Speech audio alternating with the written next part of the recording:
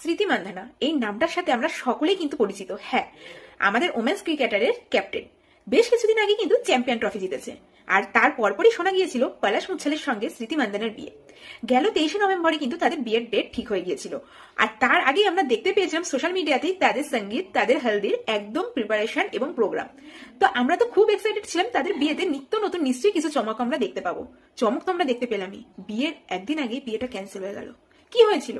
বিয়েটা ক্যান্সেল হতে হলো। শোনা গিয়েছিল স্মৃতি মান্ধানার বাবা তার হসপিটালাইজড হয়েছিল, সেই কারণে বিয়েটা ক্যান্সেল হয়েছে।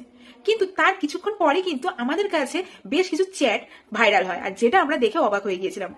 পলাশ মুচ্ছালের সাথে তারই কোরিওগ্রাফারের কিন্তু একটা চ্যাট ভাইরাল হয়। আর তারপরে কিন্তু দেখা গেল স্মৃতি মান্ধানা তার ইনস্টাগ্রামের আইডি থেকে সমস্ত ধরনের পোস্ট ডিলিট করে দিয়েছে। তার থেকে কিন্তু আমরা কিছুটা আইডিয়া করতে পারি কিছু তো প্রবলেম হয়েছিল। হ্যাঁ, আমাদের কাছে এই সমস্যাটার কিন্তু এখনো কোনো সিউরিটি নেই যে এই পলাশ মুচ্ছাল তাকে চিট করেছে, কিন্তু যা রটে তার কিছুটা তো ঘটেই বটে। সেরকমই একটা কিছু আমরা ধরে নিয়েছি। এখনো আমাদের কাছে কিন্তু সঠিক তথ্য নেই, কিন্তু চ্যাটটা তো ভাইরাল হয়েছে। আর তারপরে স্মৃতি মান্ধানার ইনস্টাগ্রাম আইডি থেকে সমস্ত পোস্ট ডিলিট হয়ে গিয়েছে। তো সেটা থেকেই ধরে নিয়েছি। ভাবো যে তার কাছে কি না ছিল না, টাকা ছিল, ফ্রেম ছিল, নাম ছিল, সাকসেস ছিল, দেখতেও সুন্দর ছিল। তারপরেও তাকে চিট হতে হয়েছে, তাকে চিট করা হয়েছে।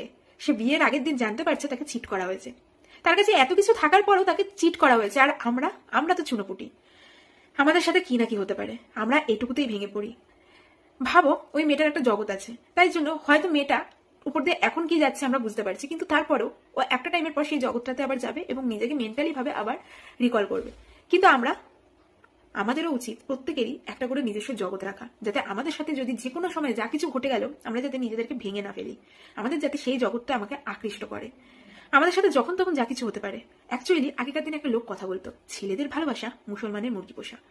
ছেলে মানেই আমি মনে করি 100%-এর মধ্যে 90% ছেলেরাই চিট করে। এখনকার যুগে তো পরকীয়াটা একদম রন্ধে রন্ধে আমাদের জড়িয়ে গেছে। তাই তোমাকে মেন্টালি প্রিপেয়ার থাকতে হবে যে তোমার পার্টনার তোমার সামনে তোমাকে খুব স্পেশাল ফিল করাচ্ছে, তোমাকে ভালোবাসি ভালোবাসি বলছে। আদতেও কি সে তাকে মন দিয়ে ভালোবাসে? একবার খোঁজ নিয়ে দেখো। আসলে যারা খুব স্পেশাল ফিল করাচ্ছে, মনে হচ্ছে তোমাকে খুব ভালোবাসে, আদতে কিন্তু সবাই এই ভালোবাসাটা কিন্তু আসলে মন থেকে ভালোবাসে না। কারণ আমরাই তো দেখেছি স্মৃতি মান্ধানাকে তার মাঠে গিয়ে তাকে ফ্ল্যাগটা তাকে জড়িয়ে ফেলেছিল পলাশ মুচ্ছাল, এবং তারপরে এই জাস্ট কিছুদিন আগে কিন্তু আমরা দেখলাম যে তাকে একদম গ্রাউন্ডে নিয়ে মিডিল পয়েন্টে নিয়ে গিয়ে তাকে কিন্তু প্রপোজাল দিয়েছিল। আমরা ভেবেছিলাম কত না ভালোবাসা তাদের মধ্যে, এবং আমরা তো কম্পেয়ার করে ফেলেছিলাম বিরাট কোহলির সাথে, যে বিরাট কোহলির সাথে অনুষ্কা শর্মার যে বন্ডিংটা, ঠিক সেই বন্ডিংটাই আমরা ভেবেছিলাম স্মৃতি মান্ধানার সাথে পলাশ মুচ্ছালের। কিন্তু কি হয়ে গেল দেখো, কিছুদিন আগে আমরা এই ছেলেটাকে আমাদের লাইফ পার্টনার হিসেবে চেয়েছিলাম, মানে এরকম একটা লাইফ পার্টনার আমাদেরও হবে এই ছেলেটাকে দেখে আমরা ভেবেছিলাম। আজকে সেই ছেলেটাকেই আমরা কিন্তু খিস্তি দিচ্ছি। আসলে সময় বোধহয় এইভাবেই পাল্টায়। ছেলেটা জানতো